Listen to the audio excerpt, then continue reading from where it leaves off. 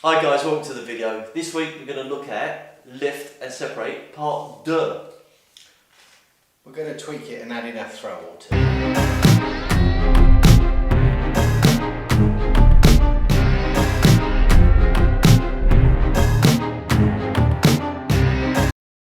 Okay, let's recap the principle. We're going to do it empty hand to start with. It's either a strangle or a threaten. So we're doing two hand. The principle is you're using the joints, elbows, to lift up and then push them away. With the cane, it's even easier. I'm just coming up, under the elbows, up, change the angle of the cane into the sternum and pushing down. So, how are we going to throw on this big guy? Very easily. I need the callum. If you need the callum, I'm going to just disappear. Oh, much better. Oh, thanks. Kevin 3.0. Callum's going to grab me, or he's in close, it doesn't matter what he's doing. I could do some nice big swings, but what I want to do, because I'm feeling fruity, I want to get this cane up and just get him clear.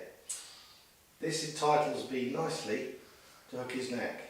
From the throat, all I'm going to do is turn 180. He's still got his arm on, I've still got my cane attached here. So I'm going to use his arm to my advantage. My left foot's going to step back. All I'm going to do is turn, and I'm going to take this off so you can see the crook is going to come down to my left foot.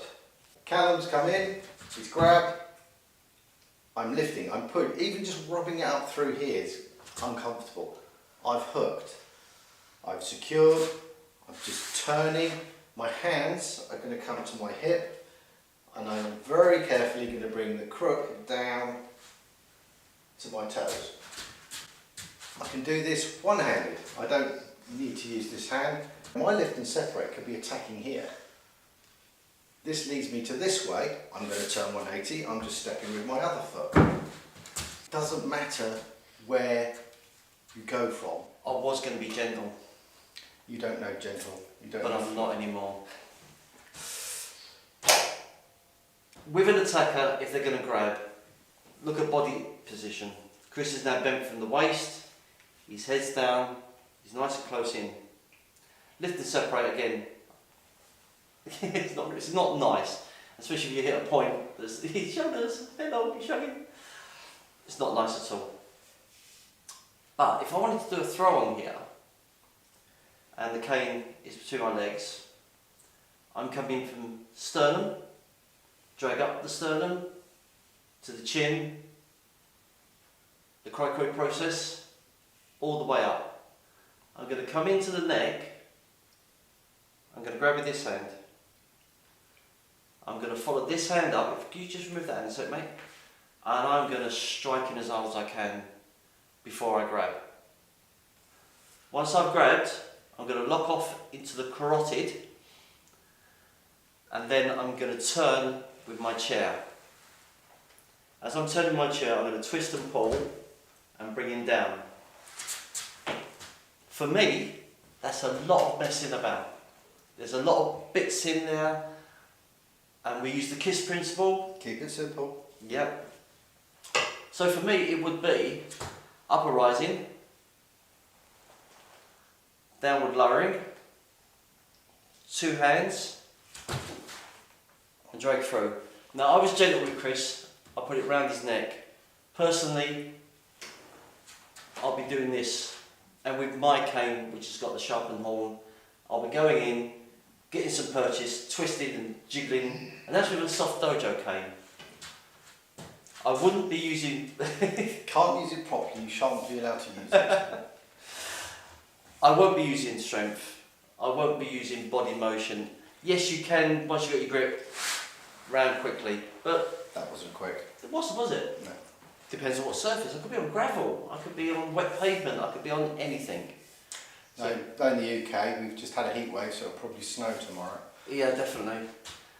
So, for me, I'll get that in, use it like a coup baton, get a point, oscillate it, manipulate it, jigulate it, I'd punch him in the groin first. Can we do this with 2 canes? Of course you can. Okay, balance is not great today, so we're going to use a cane to represent the Chris. Looks better. His head, his neck. And your face is cleaned up. So, again, the lift's coming in as usual. The cane will pop up. It strikes into the head and neck area. Goes on. Now for me, third part of the tripod goes back and I just walk to the tripod. And this is why we've used dojo canes at the moment, because my balance is not fantastic. So this could end up being a sacrifice move rather than a clean getaway move. All you're doing is attaching the cane to the body. I can hook him under the armpit. That's really unpleasant. And going over, I can take the knee. What I'm doing is creating my distance. Uh-oh, I'm in trouble. Bringing this up, I'm striking. You can see where that's going. If I feel like it, I've got this strike, I'm in. If he's a bit sturdier than me and I'm thinking I've got problems, I will step. But then to make my life easier, I'm going to drop. If I'm really uncomfortable with this technique, I will step forward and step back and then do the technique. You can see where this is going. I can hook any body part, this will dig in, this will make him a bit more compliant. But don't forget to soften him up first with a few strikes. Do a nice toe tapping number first. Good do. So as he's coming in, give a little lift on the toes, up, separate, one hand. Different technique, same principle. Grab hold of them, turn 180, but you have to keep flowing. If I'm here and decide that I want to change my grip and adjust it, no, it has to go on, moving. You can change grip in transit, soften them up. If you really don't like them, we can do a very classic cane masters technique as we're stepping through. Come round, reach through, little tweak. It's very good for close in, and that's what you want. What if you haven't got your cane? Callum's got the grab. I don't know if he's going to punch. I need to break his balance first. It's no good me going straight for the throw, so I want to break his balance. So I'm going to bring my arm over, just bend him slightly. I've got his head. If that's coming in, I want to control that. I've got him close. I'm then going to come round. Now, I'm not going to pull him from his neck, because if he resists that, he's strong. Exactly what happens. He's not going to allow me to do this. So as I'm pulling him in, my hand's going to come over, palm out, and then I'm going to touch my toes. Yep, and I've just seen a nice little hack there that I can do as well. You can do these empty hand. It's a very classic judo throw. If he comes in this way, grabs again, doesn't matter, control his hand, I can come under his arm. I've got exactly the same. Comes in, grabs. I want to avoid that punch as he comes in, so I'm going to take that down. I'm going to take his knee, do exactly the same technique. But trust me, it's a lot easier with the cane. Though you may never think you'll use this technique, it might be a situation and we'll say, actually this is the only thing I can do at the time. But if you're on your own, you want to practice, bring the cane up, protecting the head, hook, as you're hooking on, you're driving in, grabbing the cane, and all you're going to do is slide the foot around and bring the cane down to your foot. So you want to practice it as one motion. When you feel comfortable, bring it down. So it's very, very simple.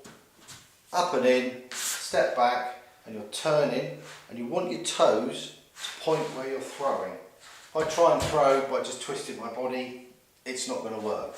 So the toes are going round, hips are going round, everything's going round to face where you want them to end up. Thanks for watching the video, we hope you like it, and we look forward to hearing from you. Please subscribe to our channel if you haven't done so already. If you want to look as smart as we do, don't forget to check out the merchandise on Teesprings. Check out our social media accounts, see what's going on in the world of Sons of Cane. Hit that bell and free the fear.